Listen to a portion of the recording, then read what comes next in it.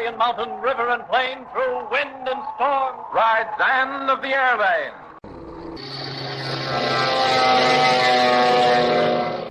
Investigating a small building near the ancient temple in the taboo land, Pete Kay and George Burton find Dr. Tyler bound and gagged.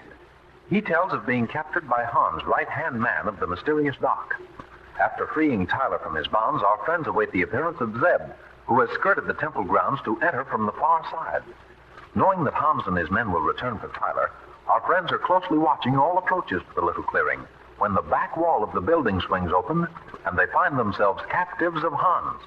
Not only this, but Hans has also taken Jack Baker and Ann Burton. And to all of them, he gives his promise of a fitting reward for traitors. What unknown fate has the twisted brain of the old scientist devised for his hapless victims? We join our friends in the little building.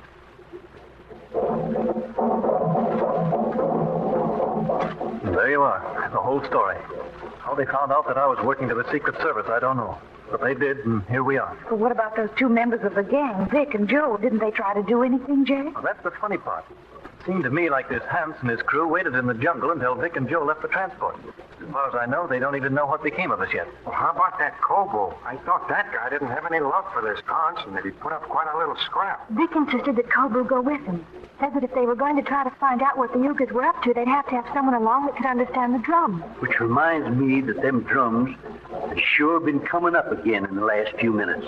Sounds to me like they might have captured someone. You don't suppose, George, they're dead to ignore that taboo they think is on this old temple, do you? Don't reckon as how they would, Doc Tyler.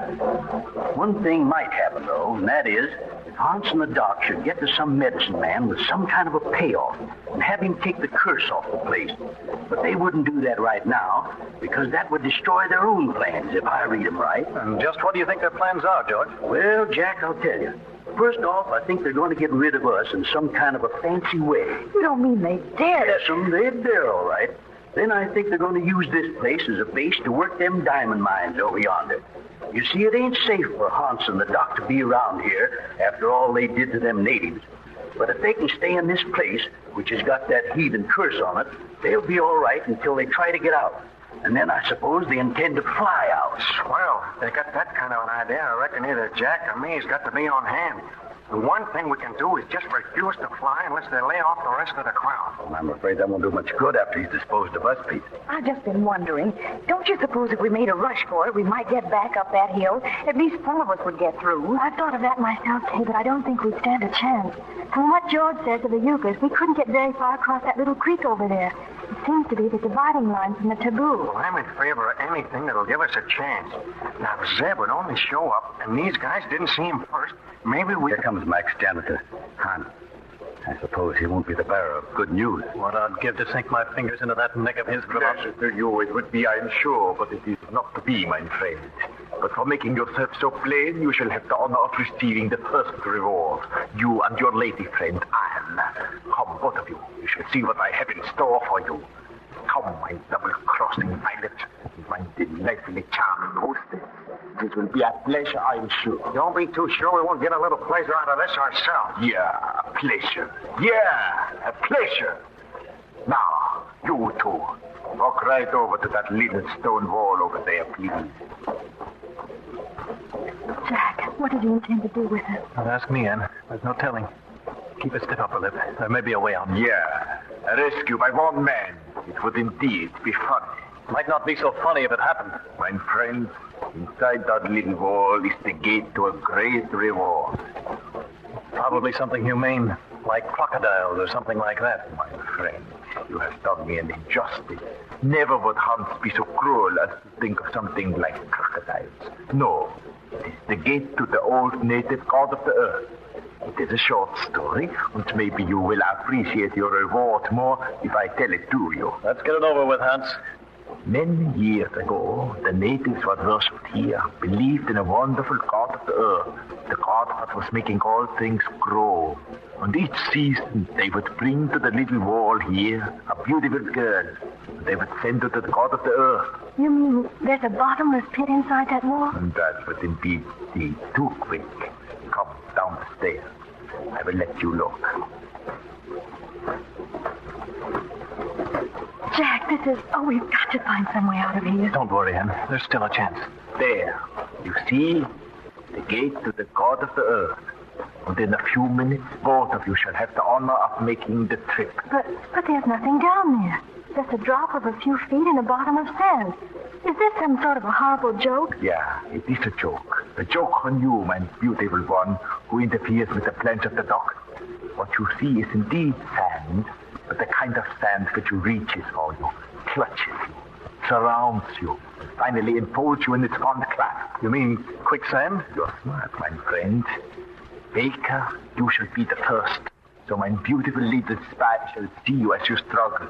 She shall hear your cries. She shall want to leave in with you, but I shall not let her. She shall look as you disappear beneath the sand. Yeah, how nice.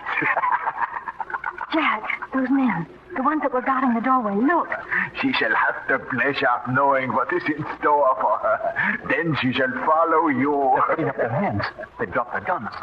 Then from the rest shall come another who shall watch her as she tries to keep from joining you. If you'll turn around, maybe you'll get other ideas, Hans. I think you better drop that gun. You think that Hans is so dumb as to fall for an old trick? My gun! It is... All right, you send it me. Get yourself over here and line up with the rest of the barman. Jack, look over there. Marching those men this way. It's Joe! Yes. Joe, help me. That isn't Joe. He's got Dick lined right up with the rest of them. But Joe, I can't get over that. And Vic is handcuffed, too. Well, youngsters, I reckon we happened along just about in the nick of time. Tried to get here sooner, but I had quite a time trying to get Miss Jackson and Bobby to go back to their camp. Didn't have no luck at all, though. But where is she now, Zeb? Ought to be coming right through that there trail over there with that youngster in just a minute. But Joe, I don't understand about him. Where does he come in? And Vic in handcuffs? Well, maybe we'd better wait till we get over to the rest of them, then we can talk better. Oh, by the way, there comes your Aunt Hattie right now. Zeb, you old reprobate. You just about fooled around too long that time. You got to go to get somebody hurt being late like that. Being late is lots better than having your gun tucked away from you by a feller like this, you old tenderfoot.